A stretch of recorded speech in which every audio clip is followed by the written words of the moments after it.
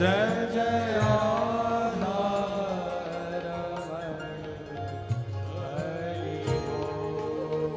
हरि बोल हरि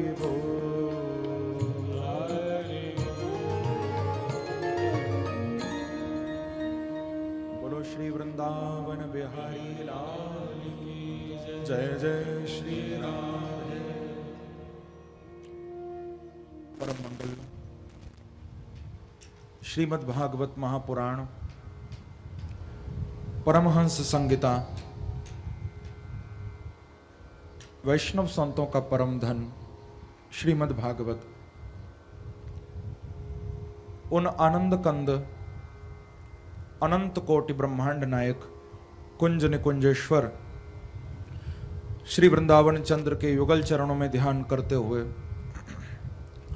आपको प्रभु की पावन कथा का वर्णन कर रहे हैं। कल शाम को कथा प्रसंग में आप सभी ने बड़े ही दिव्य भाव से श्रीमद् भागवत के प्रथम स्कंद के अंतर्गत श्री वेदव्यास जी का और नारद जी का मिलन श्रवण किया था। आप लोगों ने सुना था कि किस प्रकार से वेदव्यास जी महाराज वेदों को, उपनिषदों को, अनेक पुराणों को लिखने के बाद भी अपने आश्रम पर उदास बैठे थे।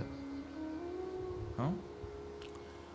और श्री नारद जी ने आकर अपने पूर्व जन्म की एक कथा सुनाई थी। प्रेम से कहो श्री राधे।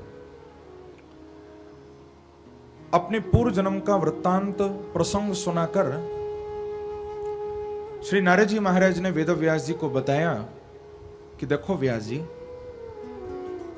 पूर्व जन्म में मैं एक दासी का पुत्र था। हमारे जीवन में बड़ी गरीबी थी, लेकिन संतों की कृपा से मुझे बड़ा सुंदर एक मंत्र मिला था और उस मंत्र का मैंने बहुत निष्ठा से जप किया। भगवान की कृपा से अगला जन्म मेरा ब्रह्मा के पुत्र नारद के रूप में हो गया। हे व्यास जी, आज मैं आपके सामने जो नारद बन के खड़ा हूं, जो देवर्षि ब्रह्मर्षि बन के मैं खड़ा हूं, इसके पीछे केवल भगवान का भजन ही छुपा है। प्रेम से कहो श्री राधे। ये भगवान के भजन का बल है, भजन की महिमा है, जो मैं ब्रह्मा का पुत्र बन के प्रकट हुआ हूं। और अब तो मैं जब चाहे तब वैकुंठ में जाकर भगवान का दर्शन कर लिया करता हूं। तो नारद जी ने यही बात वेदव्यास जी को समझाई कि व्यास जी, अभी तक आपने जितने भी ग्रंथ लिखे हैं उनमें धर्म अधर्म की चर्चा आपने बहुत की है, लेकिन अभी तक किसी ऐसे ग्रंथ को आपने नहीं लिखा जिसमें केवल भगवान की ही चर्चा हो, दूसरी कोई बात ना हो। तो नारद जी ने श्री व्यास जी को भागवत लिखने की प्रेरणा दी कि महाराज अब आप भागवत लिखो। अपने पिता ब्रह्मा से जो 4 श्लोक प्राप्त किए थे, वो 4 श्लोक श्री वेदव्यास जी को नारद जी ने प्रदान किए हैं। और सूत जी महाराज बड़ा सुंदर कह रहे हैं कि ब्रह्म नद्याम सरस्वत्याम आश्रमः पश्चिमे तटे सम्याप्राश इति प्रोक्त ऋषिणाम सत्रवर्धनः। सुंदर सरस्वती नदी के किनारे और अपने सम्याप्राश आश्रम में श्री वेदव्यास जी ने भगवान का स्मरण किया, भगवान का ध्यान किया बंधुओं, और ध्यान करके भागवत को लिखने के लिए बैठे हैं। नारद जी ने जो 4 श्लोक दिए थे, श्री वेदव्यास जी महाराज ने उन्हीं 4 श्लोकों के 18,000 श्लोक बना दिए और भागवत की रचना कर दी है। भागवत के अंदर 18,000 श्लोक हैं और श्री व्यास जी ने भागवत को लिखने के बाद इसी श्रीमद् भागवत की अद्भुत कथा को शुकम अध्यापयामास, श्री सुखदेव जी को प्रदान किया। जो सुखदेव जी व्यास के पुत्र हैं, अपने पुत्र सुखदेव को इन्होंने भागवत प्रदान की और सुखदेव जी से ये अद्भुत कथा महाराज परीक्षित को प्राप्त हुई है। अब देखो यहां पर शौनक आदि ऋषियों ने सूत जी के चरणों में प्रणाम करके प्रश्न किया कि गुरुदेव, आपने ये तो बताया कि वेद व्यास जी ने कैसे भागवत को लिखा और सुखदेव जी को कैसे भागवत प्रदान की, लेकिन महाराज आपने ये नहीं बताया कि सुखदेव जी का मिलन परीक्षित से कैसे हुआ। प्रेम से कहो श्री राधे। क्योंकि सुखदेव जी तो परमहंस महापुरुष हैं, जो जीवन मुक्त हैं, जिनके अंदर संसार की कोई वासना नहीं, जो पैदा होते ही सन्यास की ओर चले गए थे। ऐसे परम वीतराग परमहंस सुखदेव जी महाराज वो राजा परीक्षित को कथा सुनाने कैसे आ गए? जो सुखदेव जी अपने पिता के बंधन में नहीं बंधे थे। कल मैंने बताया था ना, पैदा होते ही उनका जब जात कर्म संस्कार भी नहीं हुआ, अभी नालोच्छेदन संस्कार भी नहीं हुआ, पैदा होते ही वन की ओर दौड़ लगा दी थी। और ऐसे सुखदेव जी 7 दिन तक परीक्षित को कथा सुनाने के लिए कैसे बैठे रहे? थोड़ा आप हमको कृपा करके परीक्षित जी के बारे में बताइए। हम परीक्षित जी के जीवन के विषय में जानना चाहते हैं। ये बात जब सुनी सूत जी ने, तो यहां से भागवत में बड़ा सुंदर पांडवों का चरित्र प्रारंभ हो रहा है। बहुत अद्भुत कथा है। कहते हैं कि यदा मृदे कौरव सृंजयानाम वीरेश्वथो वीरगतिं गतेशो वृकोदरा विद्ध गदा विमर्श भग्नो रुदंडे धृतराष्ट्रपुत्रे। बड़ी सुंदर कथा यहां से शुरू हो रही है। सूत जी कहते हैं कि ऋषियों देखो, जब महाभारत युद्ध पूरा हो चुका था, कौरवों की हार हुई थी और पांडवों की विजय हुई थी। इतना भीषण युद्ध हुआ था कि कौरव सेना में से कोई बाकी नहीं बचा। कौरव पक्ष में से कोई बाकी नहीं बचा था, केवल 3 लोग बाकी बचे थे। कौन कौन? अश्वत्थामा, कृपाचार्य और कृतवर्मा। कौरव सेना में बस ये 3 ही बचे थे। बाकी बड़े बड़े योद्धाओं का संहार हुआ था, सब काल के गाल में चले गए थे। ये दुर्योधन जो था, अंत में इस दुर्योधन का युद्ध भीम से हुआ था। भग्नो रुदंडे धृतराष्ट्र पुत्रे। भीम और दुर्योधन का अंत में गदा युद्ध हुआ था और भीम के द्वारा दुर्योधन की बहुत मार लगाई गई। भीम ने अपनी गदा से दुर्योधन की जंघाओं को तोड़ दिया। तो ये दुर्योधन भी मरने ही वाला है, अभी मरा नहीं है। प्रेम से कहो श्री राधे। ये मरणासन्न पड़ा हुआ है, बस मृत्यु होने वाली है, आखिरी श्वासें ले रहा है। अब ऐसे समय में अश्वत्थामा दुर्योधन के पास आया। अश्वत्थामा ने आकर दुर्योधन को कहा कि महाराज, अब मैं समझ गया हूं कि आप बहुत जल्दी शरीर छोड़ने वाले हो, तो यदि आपकी कोई आखिरी इच्छा हो तो आप मुझे बताओ, क्योंकि मरने वाले की आखिरी इच्छा पूछनी चाहिए। यदि कोई बात मन में रह गई हो तो आप बोलो। अश्वत्थामा ने पूछा दुर्योधन को, तो दुर्योधन ने क्या कहा? दुर्योधन बोला कि अश्वत्थामा, मुझे बस एक ही बात का बहुत कष्ट हो रहा है। मरते मरते भी ये बात अंदर अंदर मुझे खाए जा रही है। बोले महाराज कहो तो सही, क्या बात? बोले देख अश्वत्थामा, इतना भीषण महाभारत युद्ध हुआ,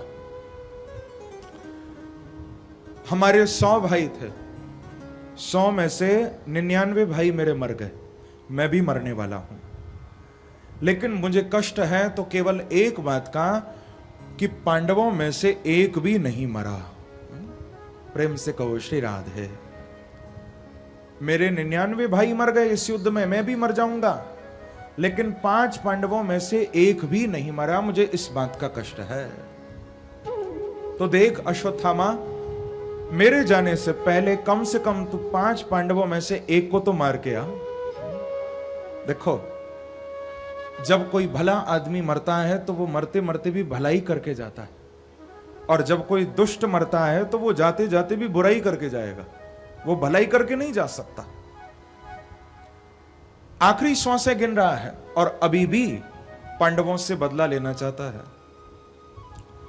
अब राजा की आज्ञा है। अश्वत्थामा ने कहा कि महाराज आप कहते हो तो मैं प्रयास करूंगा, कोशिश करूंगा, कम से कम एक पांडवों में से किसी एक को तो मार के आऊं। ऐसा कहकर अश्वत्थामा वहां से चल दिया। अब देखो, ये विचार करने लगा कि मैं यदि पांडवों को युद्ध के लिए ललकारूंगा तो मेरे अंदर इतनी ताकत नहीं जो मैं पांडवों को हरा सकूं। तो इसने विचार किया कि क्यों ना मैं रात में चुपचाप जाकर सोते हुए पांडवों को मार डालूं। उस समय वो युद्ध नहीं लड़ेंगे, सो रहे होंगे, और मैं सोते सोते उनको मार डालूंगा। ऐसा मन में विचार करके रात्रि में हाथ में तलवार लेकर अश्वत्थामा पांडवों के शिविर में अंदर प्रवेश करता है। परंतु आज अश्वत्थामा से एक बहुत भारी भूल हो गई है। क्या भूल हो गई? जिस शिविर में, जिस कक्ष में अश्वत्थामा ने प्रवेश किया था बंधुओं, बोले उस शिविर के अंदर 5 पांडव नहीं सो रहे थे, वहां पर पांडवों के 5 बेटे सो रहे थे, और 5 पांडवों के वो पुत्र देखने में बिल्कुल पांडवों की तरह लगते थे। श्रुतकर्मा, श्रुतकीर्ति, प्रतिविंध, शतानीक, ये 5 पांडवों के 5 बेटे हैं, देखने में एकदम पांडवों की तरह। युधिष्ठिर जी का बेटा युधिष्ठिर जी की तरह दिखता था, भीम का पुत्र भीम की तरह प्रतीत होता था।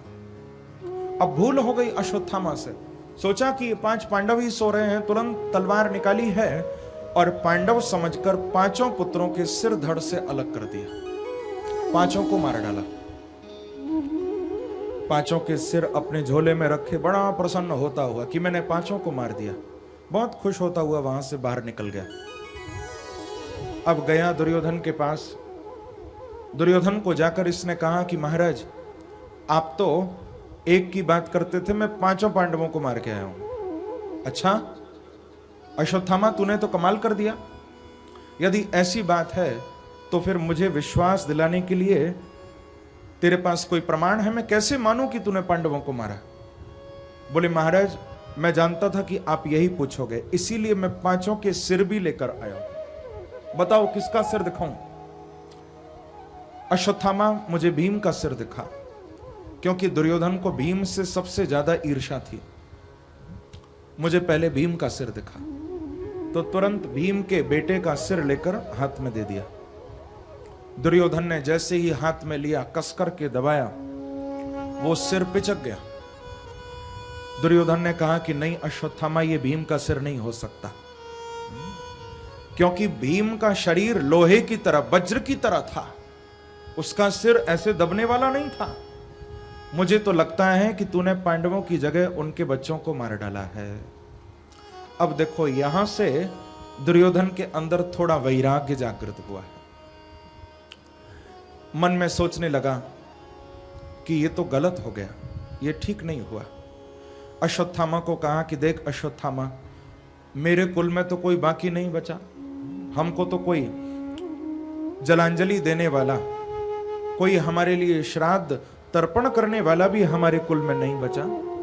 और मैं तो सोचता था कि शायद पांडवों के ये बच्चे कभी बड़े होंगे तो शायद किसी दिन हमारे नाम से भी श्राद्ध कर देंगे। हाँ, लेकिन तूने मेरी ये आशा भी निराशा में बदल दी। अब तो इतना दुख हुआ, इतना दुख हुआ कि उसी समय दुर्योधन ने प्राण छोड़ दिया। क्योंकि देखो, दुर्योधन को एक वरदान मिला हुआ था। इसको ऐसा वरदान प्राप्त था कि इसकी मृत्यु तभी होगी जब अचानक इसको खुशी मिले और इसकी वो खुशी दुख में बदल जाए, ये तभी मरेगा। ऐसा इसको वरदान प्राप्त था। तो पहले तो बड़ी खुशी मिली जब सुना कि पांडव मर गए, लेकिन जब मालूम चला कि पांडवों की जगह उनके बच्चे मरे हैं, तो फिर वो सारी खुशी दुख में बदल गई है। तो तड़पते तड़पते दुर्योधन ने अपने देह को त्यागा। अब देखो, इधर द्रौपदी प्रातःकाल विचार कर रही है कि अब तो बहुत देर हो गई, अभी तक मेरे बच्चे सोकर नहीं उठे। क्या बात है, अब तक तो उठ जाया करते थे, आज इतना देर हो गई, पांचों बच्चों में से एक भी नहीं उठा। चलकर थोड़ा देखूं। द्रौपदी जैसे ही शिविर में अंदर प्रवेश करती है बंधुओं, तो क्या देखती है कि पांचों बच्चे मरे पड़े हैं वहां। पांचों में से किसी का भी सिर नहीं है वहां, पांचों के शरीर पड़े हैं बस। अब तो बड़ा दुख हुआ है द्रौपदी को कि माता शिशुना निधनम सुताना निशम्य घोरम परितप्यमाना तदा रुदत बाष्पकला कुलक्षी ताम सांत्वयन्नाह किरीटमाली।